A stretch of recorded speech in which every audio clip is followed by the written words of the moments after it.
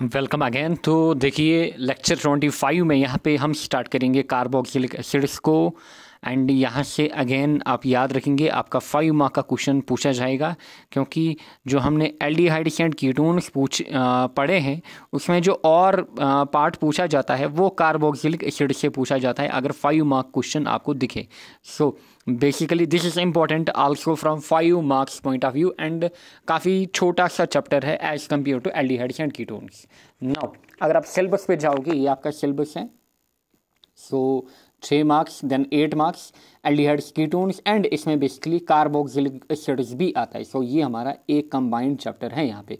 उसके बाद हम उठाएंगे कार्बन कंटेनिंग कंपाउंड्स, स्पेशली जो हमारे पास ऑर्गेनिक कंपाउंड्स कंटेनिंग नाइट्रोजन हमारे पास है, जिसमें बेसिकली हमारे पास क्या होगा, नाइट्रोजन। यहाँ पे हमारे पास नाइट्रोजन इन्वॉल्व होगा, एंड ये 2 चैप्टर्स जो आपने पढ़े वहाँ पे ऑक्सीजन हमारे पास इन्वॉल्व होता कार्बन के साथ। सो यहाँ पे कार्बन के साथ नाइट्रोजन होगा। नाउ कार्बोक्सिलिक एसिड, पहले आप डेफिनेशन को नोट डाउन करोगे, कार्बोक्सिलिक एसिड होते क्या हैं।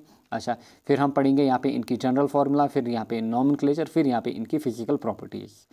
सो नेक्स्ट वीडियो में बेसिकली हम प्रेपरेशन वगैरह स्टार्ट करेंगे। नाउ अगर हम कार्बोक्सिलिक एसिड्स की बात करें, कार्बोक्सिलिक एसिड्स जो हमारे पास हैं,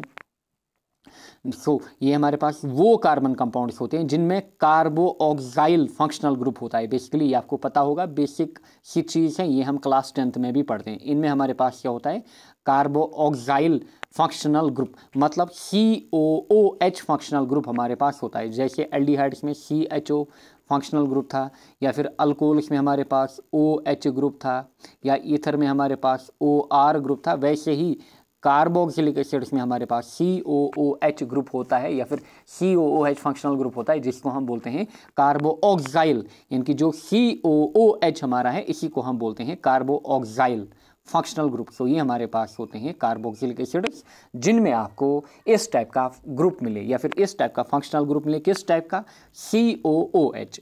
नाउ ये तो होगी पहली लाइन यहाँ पे, या फिर पहली डेफिनेशन। सो साथ ही में इसमें आप ऐड करोगे जो हमारे पास कार्बोऑक्साइल ग्रुप होता है COOH, जो यहाँ पे आपको क्लियरली दिख रहा है COOH।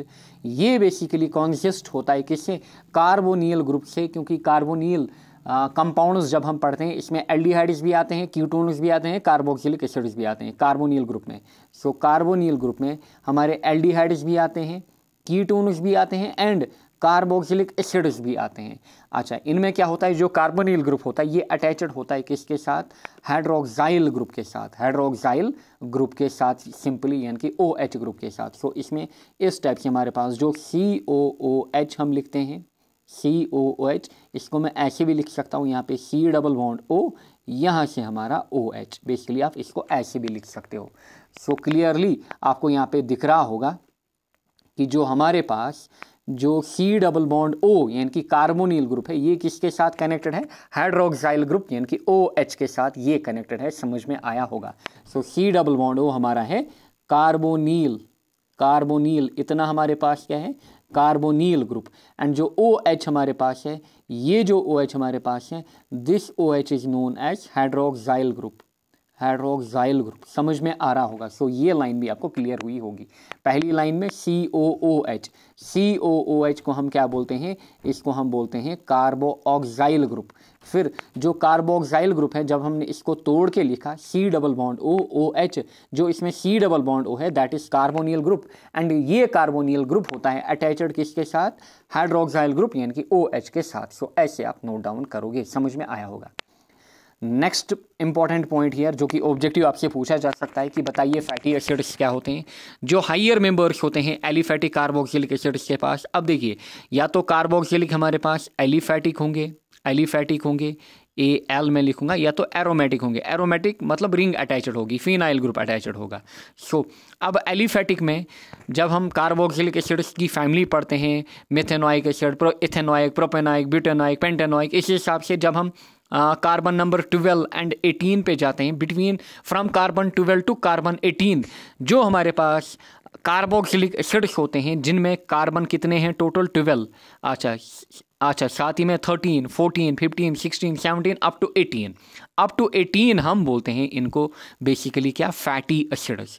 Therefore these are long chain aliphatic carboxylic acid, कौन? Fatty acid. समझ में आया होगा, जिनमें हमारे पास कार्बन 12 होंगे या फिर 13, 14, 15, 16, 17 up to 18। These are long chain carboxylic acids, इन्हीं को हम बोलते हैं फैटी एसिड्स। तो इतना आप नोट डाउन करिए, इतना ही आपके लिए काफ़ी है। एंड यहाँ से भी अगर आप देखो ये ऑब्जेक्टिव्स आपसे पूछे जाते हैं, ये भी ऑब्जेक्टिव, ये भी ऑब्जेक्टिव, ये भी ऑब्जेक्टिव आपसे पूछा जाएगा 1 मार्क का। सो इतना आप ध्यान रखें। नेक्स्ट इज यहाँ पे जनरल फार्मूला। अगर हम कार्बोक्सिलिक एसिड की बात करें, अगेन ये भी ऑब्जेक्टिव आपसे पूछा जाएगा, बताइए जनरल फार्मूला क्या होती है। सो इट इज़ बेसिकली CnH2nO2। ये हमारे पास होती है जनरल फार्मूला, किन के लिए? कार्बोक्सिलिक एसिड्स के लिए। और अगर आपको याद होगा अपने क्लास 10th में आप पढ़ते थे कि जो जनरल फार्मूला हमारे पास होती है इट इज़ CnH2n+1 COOH। आप ये भी लिख सकते हो, बट यहाँ पे बेसिकली जब आप n इसमें 1 सब्स्टिट्यूट करोगे तो वो बेसिकली आपका इथेनॉइक एसिड बनेगा। इथेनॉइक फिर प्रोपेनॉइक, बेसिकली यहाँ से इस फार्मूला से आप मिथेनॉइक एसिड नहीं निकाल सकते। या फिर अगर आप बेसिकली निकालना भी चाहो, आपको n का वैल्यू फिर 0 पुट करना होगा। सो ये जो फार्मूला है, इन शॉर्ट मैं आपको बता दूं, ये जो फार्मूला है ये स्टार्ट होती है फ्रॉम n = 0 एंड ये जो फार्मूला है ये स्टार्ट होती है फ्रॉम n = 1। सो यहाँ पे n जो है it can B 1 2 3 4 so on. यहाँ पे जो n है इट इज़ 0 1 2 3 सो ऑन। समझ में आ रहा होगा, ये आप क्लास 10th में पढ़ते हैं एंड ये आपकी 12th टेक्स्ट बुक पे है। सो अच्छे से ध्यान दीजिएगा। एंड यही डिफरेंस है इनमें कि इसमें जो n है हमारे पास ये 0 से स्टार्ट होता है। अभी आपको समझाते हैं। फॉर एग्जांपल देखिए, अगर हम n का वैल्यू 1 लेंगे इस फार्मूला में, जो आपकी जनरल, आपको ये याद रखनी है, ये याद रखिएगा, दिस इज़ इम्पॉर्टेंट। सो अगर आप n का वैल्यू 1 इसमें सब्स्टिट्यूट करोगे, so formula will be like C1 then H2 × 1 2 × 1 यहाँ से O2।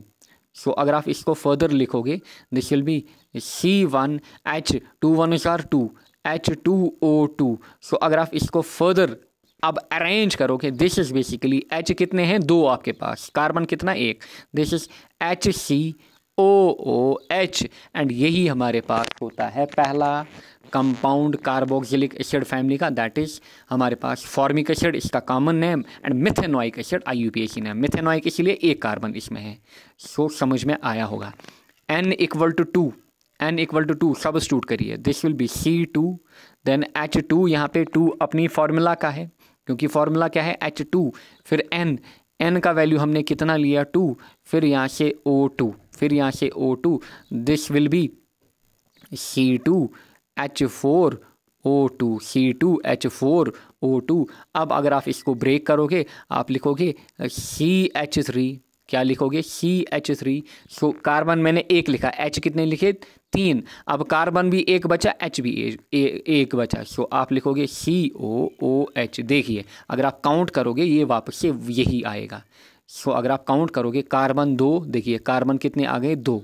अच्छा, फिर हाइड्रोजन कितने? 4, हाइड्रोजन 4, 3 और 1 4 एंड O हमारे पास 2। समझ में आया होगा। एंड ये जो हमारे पास होता है it is ethanoic acid, IUPAC nomenclature में इथेनॉइक, क्योंकि 2 कार्बन हैं। यहाँ पे मिथेनॉइक एसिड 1 कार्बन है एंड इसका जो कॉमन नेम है इट इज़ फॉर्मिक एसिड, इसका जो कॉमन नेम है इट इज़ एसिटिक एसिड। अभी आगे जाकर हम पढ़ेंगे। समझ में आया होगा कैसे इस फार्मूला से आप अलग अलग कंपाउंड्स को निकालते हो। नाउ इस फार्मूला की अगर मैं बात करूँ, इसमें आप बेसिकली n = 0 पुट करोगे।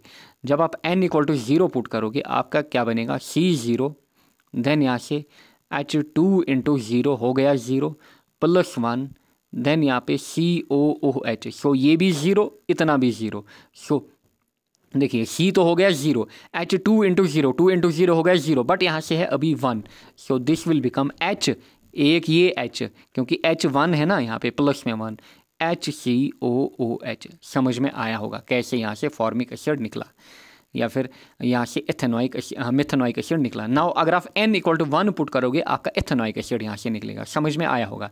सो अगर आप इस फार्मूला में n = 1 पुट करोगे it will be like C1 then H2 × 1 plus यहाँ पे 1 COOH। So this will be C1 H2 1 4 2 + 1 हो गया 3, C1H3 COOH, और अगर आप इसको लिखना चाहो you will write it as CH3 COOH। समझ में आया होगा कैसे हम दोनों फार्मूलाज का यूज़ करते हैं।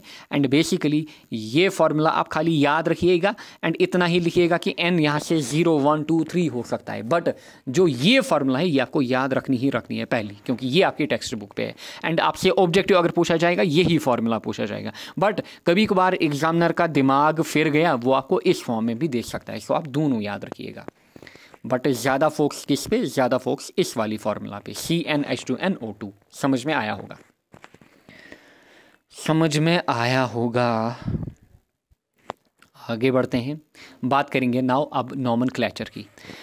जैसे हमारे पास एल्डिहाइड कीटोन्स थे, उनको भी कभी कभार हम स्पेशल नेम से जानते हैं या फिर कॉमन नेम से जानते हैं। Similar thing goes with carboxylic acid. हमारे पास वेरी फेमस कार्बोक्सिलिक एसिड्स होती हैं जिनको हम कॉमन नेम से जानते हैं।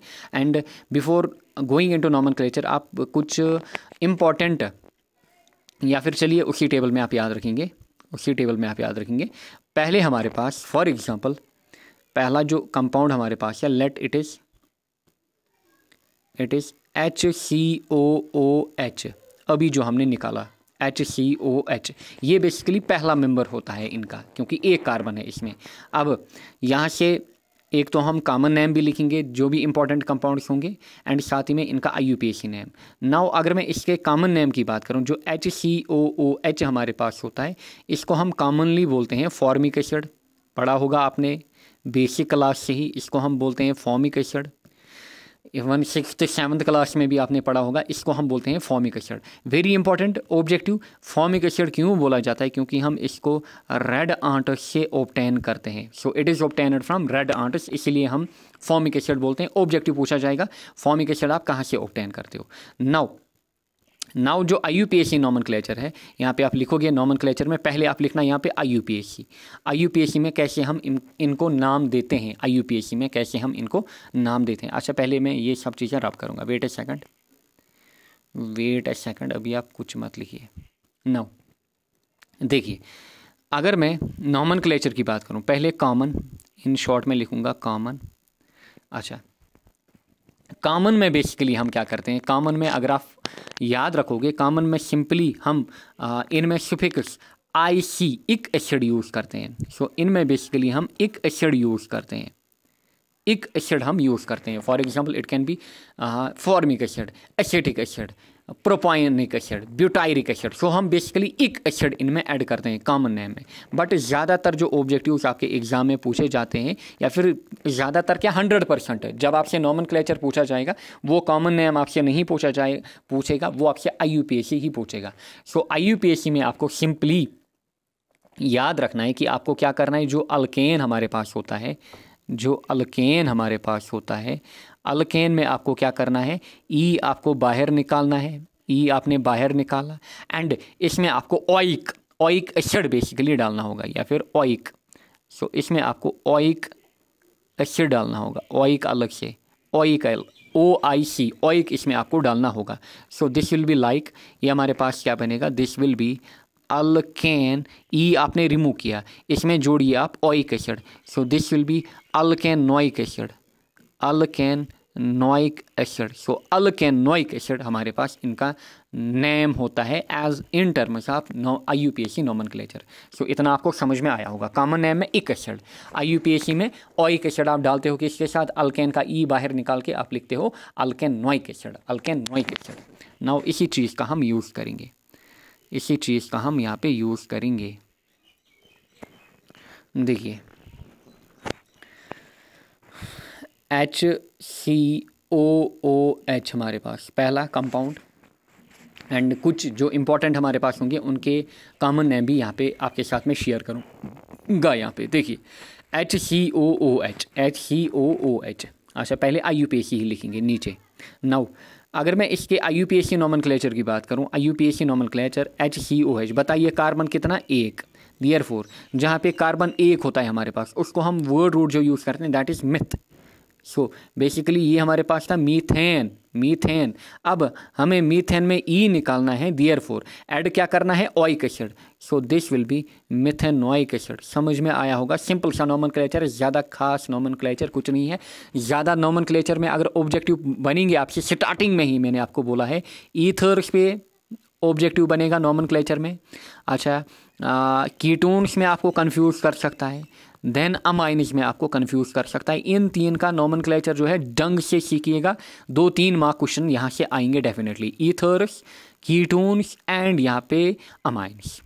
नाउ मेथेनोइक एसिड CH3COOH, इसका जो IUPAC नेम हमारे पास बनेगा या फिर नोमेनक्लेचर में बनेगा, इट इज़ 1 एंड हमेशा आप COOH से आते हो एंड ये दिस इज कार्बन नंबर 2। सो अगर 2 कार्बन है, अच्छा पेरेंट क्या होता है यहाँ पे, पेरेंट ईथेन होता है, बट हमें ई बाहर निकालना है, this is ethanoic acid. Simple सी बात है, एथेनोइक एसिड। नाउ जो हमारे पास मिथेनोइक एसिड है, इसका हमारे पास कॉमन नेम भी होता है। इसका जो कॉमन नेम हमारे पास होता है, it is formic acid, it is formic acid, very important. Similarly जो एथेनोइक एसिड होता है, ज़्यादातर हम इसको कॉमन नेम से ही जानते हैं इन दो को, it is known as acetic acid, it is known as acetic acid. बार बार हम बोल रहे थे एसिटिक एसिड।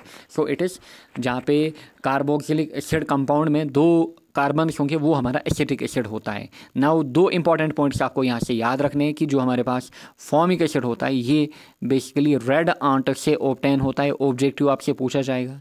अच्छा, जो एसिटिक एसिड होता है, पढ़ा होगा आपने, ये कहाँ से बनता है, ये कहाँ से ऑब्टेन होता है, आपको विनेगर से, विनेगर से ऑब्टेन होता है, दिस इज़ इम्पॉर्टेंट।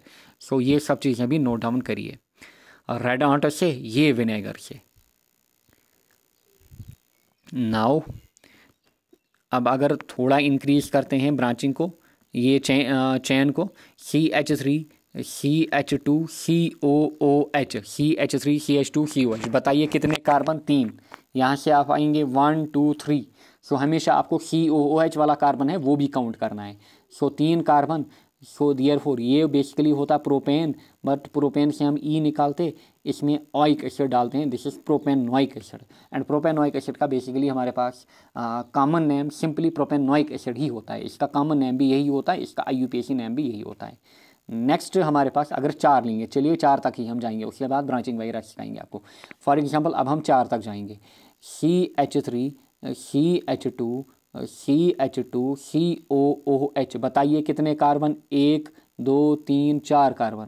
4 कार्बन के लिए देयरफॉर ये ब्यूटेन था, ब्यूटेन में ई निकाला हमने बाहर, so this is butanoic acid, ये हमारे पास butanoic acid. And butanoic acid की अगर मैं बात करूं, इसका जो हमारे पास कॉमन नेम होता है, इट इज़ आल्सो इम्पॉर्टेंट। ये 3 के कॉमन नेम काफ़ी इंपॉर्टेंट है, इट इज़ ब्यूटायरिक एसिड। ये हमारे पास क्या होता है, ब्यूटायरिक एसिड। एंड कहाँ से ऑब्टेन होता है, this is also important objective.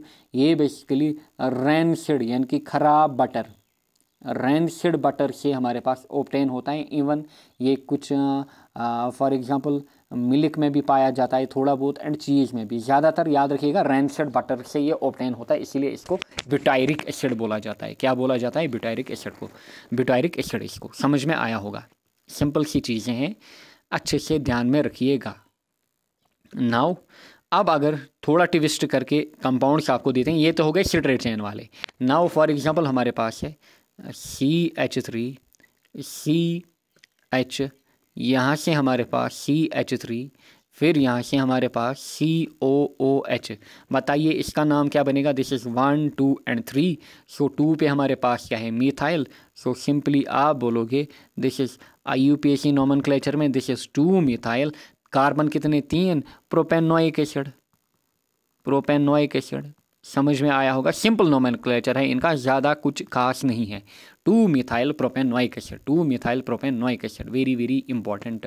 अच्छा, नाउ अब अगर आपसे ऐसे कंपाउंड दिया जाए, COOH ट्वाइस आपको दिया जाए, लाइक दिस आपको ऐसे दिया जाएगा, COOH यानी कि 2 बार यहाँ पे हमारे पास है, 2 बार यहाँ पे हमारे पास डाईओइक एसिड है। सो बताइए कार्बन कितने हैं, कार्बन यहाँ पे 2, कार्बन यहाँ पे 2। अगर कार्बन 2, देयरफॉर जो हमारे पास पेरेंट होगा वो क्या होगा, इथेन, वो होगा इथेन। नाउ अगर आप ध्यान देंगे इसमें हम क्या करते हैं, इसमें हम डायरेक्ट इथेन ही लिखते हैं, इथेन ही हम लिखते हैं। अगर 3 होते फिर प्रोपेन ही हम लिखते हैं। So this is ethane. अच्छा, एसिड कितनी बार, 2 बार। So it is ethane di ऑइक acid, di ये तो हो गया इथेन डाई, उसके बाद oic acid. So ethane di ऑइक acid इसका नेम हमारे पास है, एंड इसका जो कॉमन नेम हमारे पास है it is oxalic acid. Very important, oxalic acid, ये भी आप याद रख सकते हो, इसका कॉमन नेम ये हमारे पास है, इसका कॉमन नेम किसका, इथेन डाई ऑइक एसिड का, इथेन डाई ऑइक एसिड का। समझ में आ रहा होगा। इसी हिसाब से फॉर एग्जांपल अब अगर मैं ऐसे कंपाउंड आपको देता, CH2, यहाँ से COOH, यहाँ से COOH, यहाँ पे सो कितने कार्बन कुल मिलाकर, 3 कार्बन। सो 3 कार्बन वाले कंपाउंड को हम बोलते हैं propane. So this is propane. अच्छा, एसिड कितनी बार, 2 बार, प्रोपेन डाई ऑइक एसिड इसका नाम बनता, प्रोपेन डाई ऑइक। सो जहाँ पे भी बेसिकली एसिड 2 बार आए वहाँ पे आप फुल नेम लिखते हो कंपाउंड का, ethane propane. So it is यहाँ पे propane di ऑइक acid, ethane di ऑइक acid, propane di ऑइक acid. So इतना ही आपको इसमें ध्यान रखना है। नाउ फॉर एग्जांपल अब अगर CH2 यहाँ पे 2 बार होता, ऐसे CH2 या फिर एग्जामिनर यहाँ पे लिखता CH2 होल ट्वाइस, या फिर CH2 देखिए CH2 यहाँ से COOH, यहाँ से COOH, ऐसे आपको कंपाउंड दिया जाता। सो कितने कार्बन हैं, 4 को हम बोलते हैं butane. So it is butane die ऑइक acid, इसको बोला जाता है ब्यूटेन डाई ऑइक एसिड। समझ में आ रहा होगा। इसी हिसाब से आप ध्यान रखोगे, इसी हिसाब से ध्यान रखोगे। ये तो हो गई हमारे पास 8। चलिए 9th आपको देते हैं, एक और सबस्टेंट आपको देते हैं। फॉर एग्जांपल हमारे पास है CH3, CH2, COOH, एंड यहाँ पे हमारे पास है लेट ब्रोमीन। सो इसका नाम हमारे पास क्या बनेगा, गिनिए कार्बन कितने हैं, कार्बन हमारे पास 1 2 3 4, बट अगर आप देखोगे कार्बन नंबर 2 पे, this is carbon 1, this is 2, this is 3, carbon number 2 पे हमारे पास क्या है, ब्रोमो ग्रुप। सो आप लिखोगे दिस इज 2 ब्रोमो। अच्छा, कितने कार्बन, यहाँ पे 4, butanoic acid, butanoic acid. So it is 2 bromo butanoic acid. समझ में आया होगा। ऐसे आप यहाँ पे इनका नॉमेनक्लेचर या फिर नेमिंग करोगे, बाकी ज़्यादा कुछ खास नहीं है।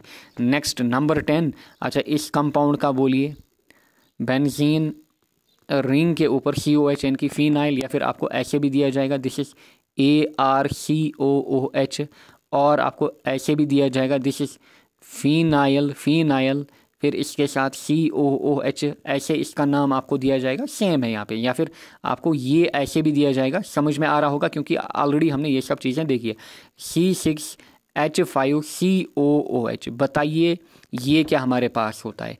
इसका जो कॉमन नेम है इट इज़ बेंजोइक एसिड, ये तो आपको पता है, बट पहले हम इसका IUPAC नेम यहाँ पे लिखते हैं, या फिर it is basically benzene carboxylic acid, but short में आप याद रखिए इसको आप कॉमन भाषा में भी बेंजोइक एसिड बोल सकते हो, या फिर इसको आप IUPAC नॉमेनक्लेचर में भी बेंजोइक एसिड बोलते हो। इतना आपको ध्यान रखना है, बेंजोइक एसिड। अच्छा, नंबर 11 हमारे पास। नाउ अब अगर ऐसे हमारे पास होता है बेंजीन रिंग, इसके ऊपर COOH 2 बार, COOH हमारे पास 2 बार होता है। सो इसका जो नेम हमारे पास बनेगा इट इज़ बेंजीन। अच्छा देखिए, बेंजीन 1 और 2 पोजीशन पे हमारे पास क्या है, डाई एसिड या फिर di carboxylic acid. So it is benzene. फिर इसके बाद dash 1,2 di carboxylic acid, di carboxylic acid इसका नेम हमारे पास बनता है। समझ में आया होगा। नाउ 12 और 13 लास्ट 2 कंपाउंड्स यहाँ पे, इसके बाद नोमेनक्लेचर बस एंड। इतना ही आपको प्रैक्टिस करना है, इसी टाइप के कंपाउंड्स आप प्रैक्टिस करेंगे। नाउ फॉर एग्जांपल हमारे पास इस टाइप का कंपाउंड है, देखिए ऐसे आपको कंपाउंड दिया गया है, फिर आपको दिया गया है CH2COOH। इसमें आपको ध्यान रखना है, बेसिकली ध्यान रखना है, दिस इज़ वेरी इंपॉर्टेंट। सो देखिए, आप हमेशा नंबरिंग कहाँ से करोगे, यहाँ से 1, दिस इज़ 2, देयरफॉर ये जो ग्रुप है ना, ये एज ए सबस्टेंट आप इस पे मानोगे। सो बेसिकली ये जो इतना हमारे पास होता है, this is C6H5, this is H5 आप इसको ऐसे भी लिखोगे C6H5 CH2COOH और करके आप इसको ऐसे भी लिखोगे। सो basically this is 1, this is 2। अच्छा 2 पे हमारे पास क्या है, इस ग्रुप को C6H5 को हम क्या बोलते हैं, फिनाइल। C6H5 को हम क्या बोलते हैं, फिनाइल। सो 2 पे हमारे पास क्या है, फिनाइल। समझ में आया होगा। कार्बन 2 के ऊपर या फिर कार्बन 2 के साथ अटैचड है फिनाइल, 2 फिनाइल। अच्छा पेरेंट चेन कितने कार्बन की बन रही है, 2 कार्बन की, 2 फिनाइल इथेनोइक एसिड। बस इस कंपाउंड में आपको ध्यान रखना है, 2 phenyl ethanoic acid.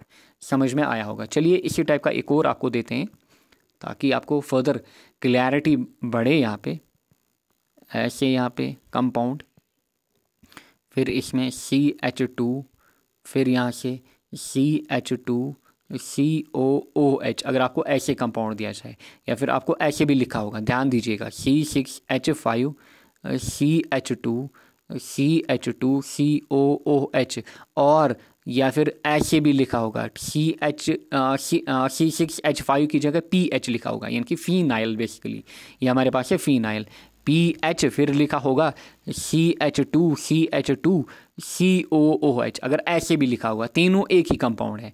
So clearly आपको दिख रहा है कि जो हमारे पास कार्बन है, it is 1, this is 2, this is 3, क्योंकि आपको हमेशा COOH से जाना है, यहाँ से आपको जाना है। सो कार्बन आपके 3, देयरफॉर प्रॉप। बट बताइए कहाँ पे क्या है, 3 पे हमारे पास क्या है, फिनाइल। देयरफॉर हमारे पास जो नेम यहाँ पे बनेगा इट विल बी 3 पे हमारे पास क्या है, फिनाइल।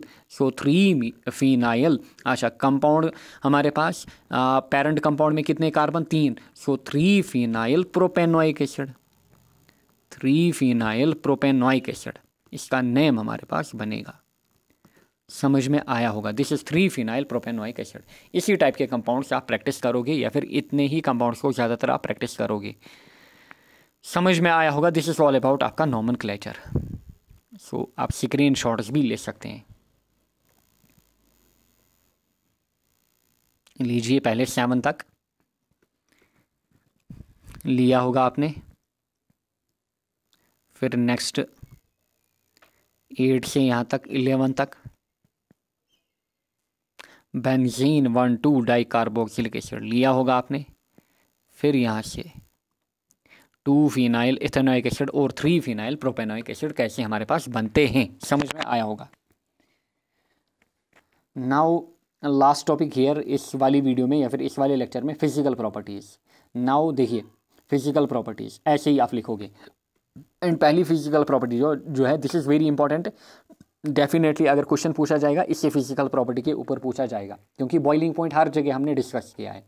अभी तक हमने बॉइलिंग पॉइंट अल्कोहल्स फिनॉल्स में डिस्कस किया, फिर हमने ईथर्स में डिस्कस किया, फिर एल्डिहाइड्स एंड कीटोन्स में, अब कार्बोक्सिलिक एसिड्स में डिस्कस करेंगे।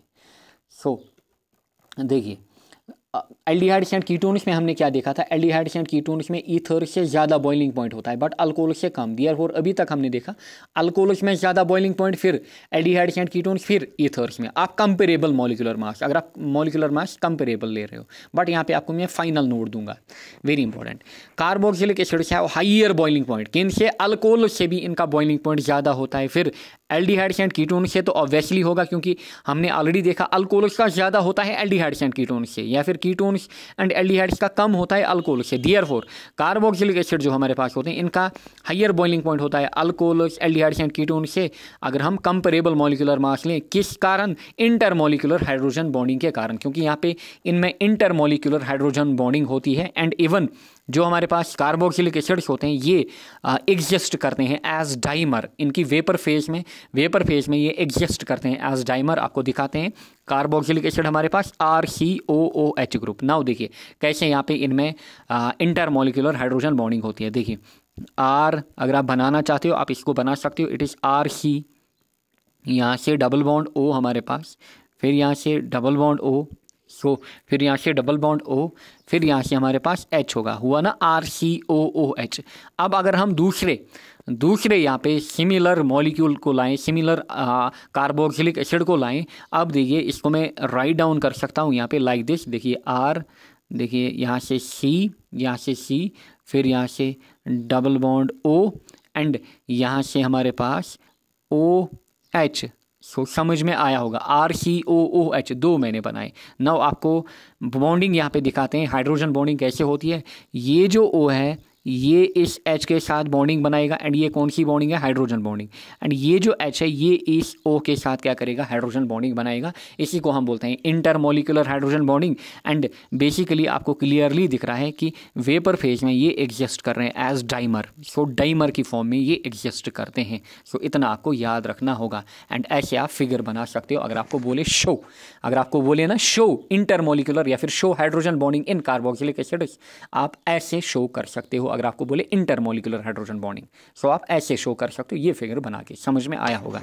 सो इसीलिए इनका जो बॉइलिंग पॉइंट होता है वो हायर होता है अल्कोहल से, एल्डिहाइड्स एंड कीटोन से। इसके बाद आप नीचे अब नोट लगा के लिखोगे कि अभी तक जितने कंपाउंड्स हमने पढ़े स्टार्टिंग से, अल्कोहल्स, ईथर्स, फिर हमने क्या पढ़े, एल्डिहाइड्स, कीटोन्स, एंड फिर हमने अभी पढ़े हैं कार्बोक्सिलिक एसिड। सो आप यहाँ पे नोट लगा के लिखोगे बॉइलिंग पॉइंट, इसका ऑर्डर, बॉइलिंग पॉइंट का ऑर्डर। पहले कार्बोक्सिलिक एसिड्स में ज़्यादा ऑर्डर करके आप लिखोगे, कार्बोक्सिलिक एसिड्स में सबसे ज़्यादा बॉइलिंग पॉइंट। फिर हमारे पास अल्कोहल्स में, वेरी इंपॉर्टेंट, कभी भी ऑब्जेक्टिव आपसे पूछा जा सकता है आपके बोर्ड में, नीट में, कार्बोक्सिलिक एसिड्स, क्योंकि ऑर्डर वाले क्वेश्चन तो पूछे जाते हैं नीट में भी। कार्बोक्सिलिक एसिड्स, अल्कोहल्स, फिर अल्कोहल्स के बाद aldehydes and ketones, aldehydes and ketones, फिर एल्डिहाइड्स एंड कीटोन्स का हमने देखा इनका ईथर्स कामा हाइड्रोकार्बन से ज़्यादा होता है, ईथर्स और हाइड्रोकार्बन से बेसिकली ज़्यादा होता है बॉइलिंग पॉइंट। सो ये ऑर्डर आप याद रखोगे, ये ऑर्डर आप याद रखोगे। सो दिस इज बॉइलिंग पॉइंट का ऑर्डर, वेरी इंपॉर्टेंट। ऑब्जेक्टिव यहाँ से डेफिनेटली बनेगा एंड आप किसी भी को कंपेयर कर सकते हो। फॉर एग्जांपल अगर आपको बोले एग्जामिनर आप carboxylic and aldehyde and ketone को कंपेयर करके बताओ, आप बोलोगे कार्बोक्सिलिक एसिड में ज़्यादा बॉइलिंग पॉइंट, या फिर आपको बोले कार्बोक्सिलिक एसिड को ईथर एंड हाइड्रोकार्बन के साथ कंपेयर करके बताओ, आप इसी ऑर्डर से कंपेयर करके बताओगे। या फिर अल्कोहल्स का बताइए ईथर्स के साथ, या फिर अल्कोहल्स का एल्डिहाइड के साथ, समझ में आया होगा। सो बॉइलिंग पॉइंट में कार्बोक्सिलिक एसिड्स में सबसे ज़्यादा बॉइलिंग पॉइंट, फिर अल्कोहल्स में, फिर एल्डिहाइड्स एंड कीटोन्स, फिर ईथर्स एंड हाइड्रोकार्बन्स। इतना आपको याद रखना है। Next, carboxylic acids having up to 4 carbon atoms, यानी कि up to 4 carbon atom, 4 carbon atom वाले जो कंपाउंड्स हमारे पास हैं, ये जहाँ तक 4 कार्बन होंगे, ये 4 पहले 4, ये पहले 4, यानी कि methanoic acid, ethanoic acid, propanoic acid, butanoic acid, ये जो हमारे पास होते हैं these are miscible with in water, यानी कि वाटर के साथ सॉल्युबल हो जाते हैं, यानी कि मिल जाते हैं वाटर के साथ। अगेन किसके कारण, हाइड्रोजन बॉन्ड ये बेसिकली फॉर्म करते हैं। सो ये जो कंपाउंड्स होते हैं ये वाटर के साथ, यानी कि जो H2O हमारे पास होता है, HOH, बेसिकली ये HOH के साथ क्या करते हैं, सिंपली हाइड्रोजन बॉन्डिंग करते हैं, हाइड्रोजन बॉन्डिंग करते हैं, क्या करते हैं, हाइड्रोजन बॉन्डिंग। किस टाइप से, फॉर एग्जांपल अगर मैं यहाँ पे ब्रेक करके लिखूँ, यहाँ से R, फिर यहाँ से बेसिकली मैं लिखूँ C, फिर यहाँ से मैं लिखूँ डबल बॉन्ड O, फिर यहाँ से मैं लिखूँ OH, एंड देखिए हमारे पास जो बॉन्ड बनेगा that will be like this. So ये हमारे पास हाइड्रोजन बॉन्ड बनेगा वाटर के साथ इनका। सो ये फिगर आप यूज़ कर सकते हो। ये तो हो गया वाटर के साथ हाइड्रोजन बॉन्ड। ये जो ऊपर मैंने आपको दिखाया this is intermolecular hydrogen bonding, यानी कि आपस में। सो इतना आप याद रखेंगे, बट एज ए डाइमर, आपस में बट एज ए डाइमर। सो जो 4 कार्बन वाले कंपाउंड्स होते हैं कार्बोक्सिलिक एसिड के, ये बेसिकली वाटर में सॉल्युबल हो जाते हैं, बट जितना हमारे पास कार्बन चेन का नंबर बढ़ेगा, देखिए पहले 4 जो हैं दीज आर सॉल्युबल। अब अगर कार्बन चेन 5 की होगी, 6, 7, 8 की, जितना नंबर बढ़ेगा उतनी जो सॉल्युबिलिटी होगी, सॉल्युबिलिटी विल डिक्रीज। अब जो सॉल्युबिलिटी होगी उनकी वो डिक्रीज होगी with increase in number of carbon atom. समझ में आया होगा, यानी कि फिर पेंटेनोइक एसिड, हेक्सानोइक, हेप्टेनोइक, डेकेनोइक, ऑक्टेनोइक। सो जितना नंबर बढ़ेगा उतनी जो सॉल्युबिलिटी होगी वो डिक्रीज होगी। एंड इन फैक्ट जो बेंजोइक एसिड होता है C6H5COOH, ये इनसॉल्युबल होता है, स्पेशली किसमें, कोल्ड वाटर में। ये भी आप नोट डाउन करोगे। सो ये पॉइंट्स भी आप नोट डाउन करिए अच्छे से। नेक्स्ट 3 और 4 कार्बोक्सिलिक एसिड्स जो हमारे पास होंगे दीज आर सोलेबल किन में, polar solvents like benzene, ether, alcohol and chloroform. जो हमारे पास पोलर, या फिर आप लिखोगे इन लेस पोलर, ये बेसिकली लेस पोलर होते हैं। Less polar solvents like benzene, ether, alcohol, chloroform, इनमें ये बेसिकली क्या होते हैं, इनमें ये सोलेबल होते हैं। Next and last point here is जो एलिफेटिक कार्बोक्सिलिक एसिड्स होते हैं अप टू 9 इनके डिकेनोइक एसिड तक, इनकी कार्बन नंबर 1 to 9 तक, ये जो होते हैं दीज आर कलरलेस, इनमें कलर नहीं होता है। अच्छा, एंड साथ ही में स्पेशली एट रूम टेम्परेचर इनमें कलर नहीं होता है, एंड इनमें बेसिकली अनप्लेजेंट ऑडर्स आपको मिलेंगे। यानी कि कार्बन नंबर 9 तक जो हमारे पास कार्बोक्सिलिक एसिड होते हैं ये कलरलेस होते हैं एंड इनमें अनप्लेजेंट ऑर्डर्स होते हैं। इतना आपको याद रखना है। This is all about this lecture and hope आपको लेक्चर अच्छे से समझ में आया होगा। ज़्यादा खास इसमें कुछ नहीं है। मिलेंगे हम नेक्स्ट लेक्चर में, जो हमारा लेक्चर नंबर 26 होगा। वहाँ पे बेसिकली हम देखेंगे preparation of carboxylic acid. Thank you all.